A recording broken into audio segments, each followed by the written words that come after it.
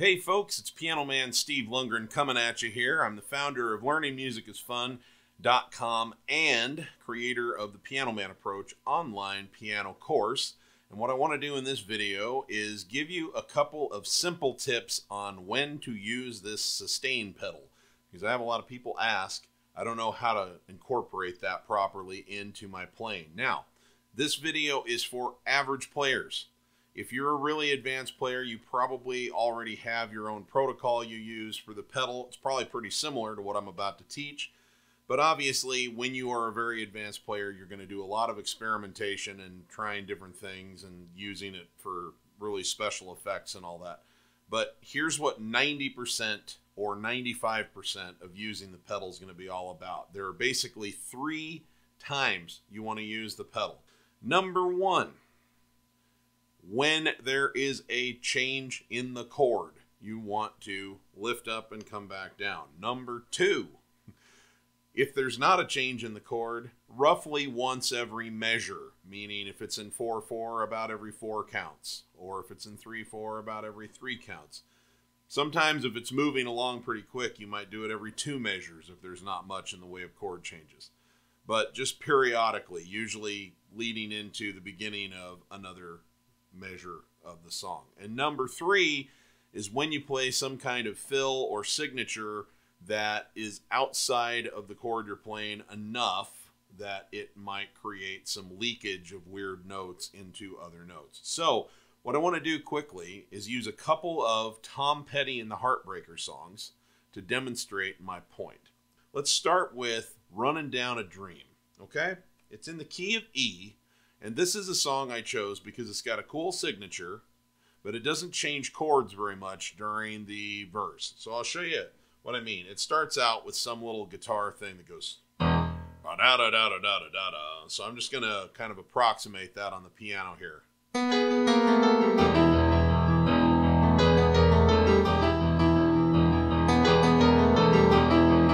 Now notice as I'm playing, watch the pedal underneath here.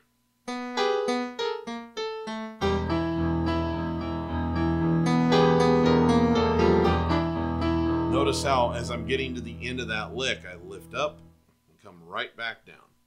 Up, right back down. Why? Because I don't want these weird notes I'm playing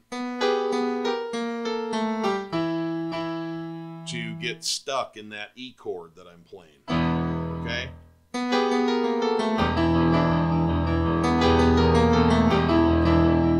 But notice I have it down during the lick because the lick is moving pretty fast. And I don't want it to be choppy. And it's going to be choppy if it doesn't have any sustain or reverb in it. If I'm just... Okay? See how that's very choppy sounding?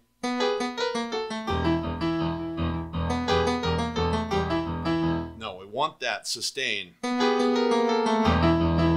you want to come up. But you want to come up at the end of that lick, because then you don't have the weird notes from the lick leaking into your E chord. So that's one thing. That shows us when you have a lick that's on, you're still basically playing an E chord down here. When you have a weird lick or fill that kind of goes outside of that chord, you want to make sure that you lift up either a couple of times during the lick and come right back down if it's a really long one, or at least at the very end of it so that you don't have that kind of continuing to reverberate into your chord. So that demonstrates one of our scenarios.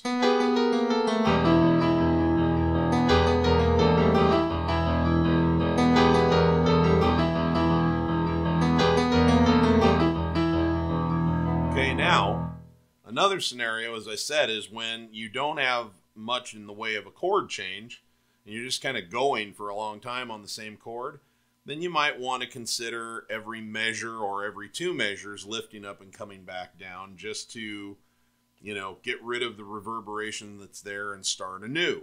So in this case, you kind of play an E chord for quite a while. He goes, "It was a beautiful day, the sun beat down, had the radio on." So notice how I said in the middle of that, I go, "It was a beautiful day, the sun beat down." So I got to the part where I said the sun beat down. That was a new measure. I lifted up, came right back down. It was a beautiful day. The sun beat down. Okay? Now, as it happens, this one song will demonstrate also the third scenario, which is when you have a chord change, you want to lift up and come right back down, because you don't want, as you move from this E chord to a D chord, to bleed in. You don't want the D chord bleeding into the E or the E chord bleeding into the D chord. So when you go, it was a beautiful day, the sun beat down, I had the radio on, driving, see, I had the radio on, I was driving.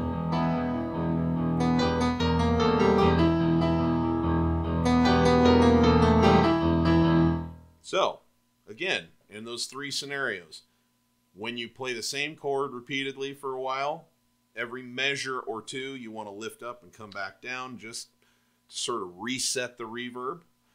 When you change chords, which is the most common thing that's going to happen, is that when you have a chord change, you definitely want to lift up and come back down.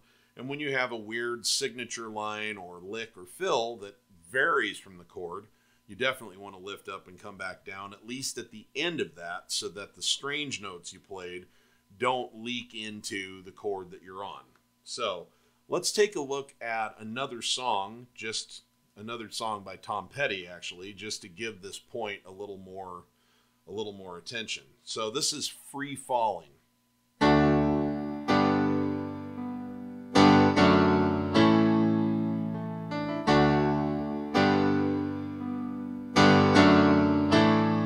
I'm showing you this one because this has got quite a few chord changes right away.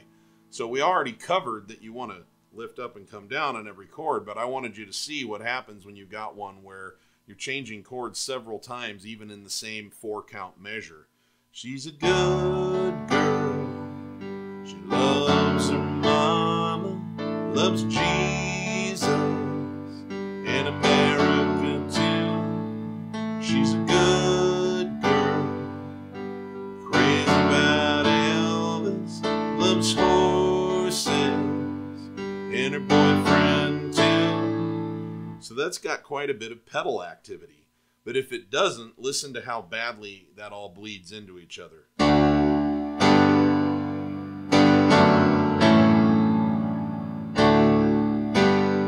Even if you just try to bring it up and down every 4 counts or so, you're still going to have a lot of leakage because this has got so many movements from chord to chord. So just to give you an example, if I say, I'm going to count it at 1, 2, 3, 4, and I'll just lift up every 4 counts.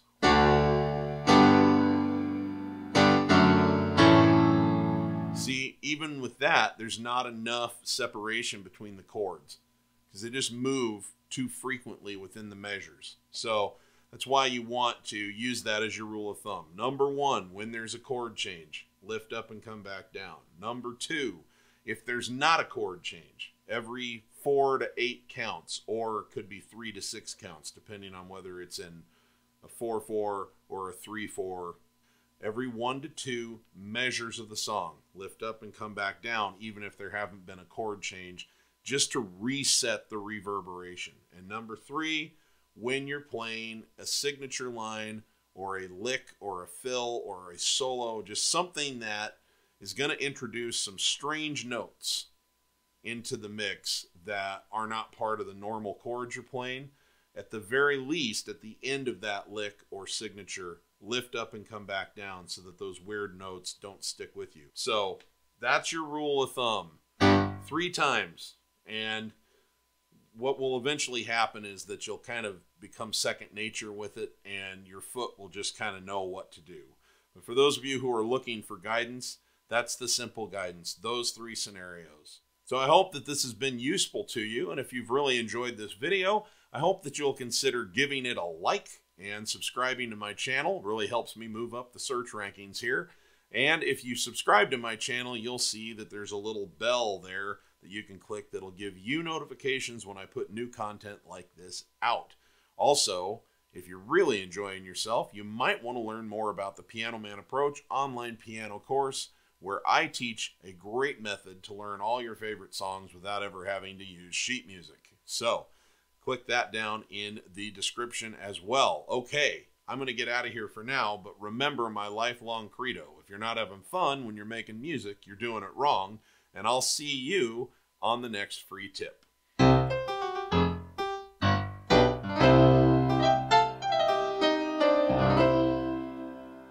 Later.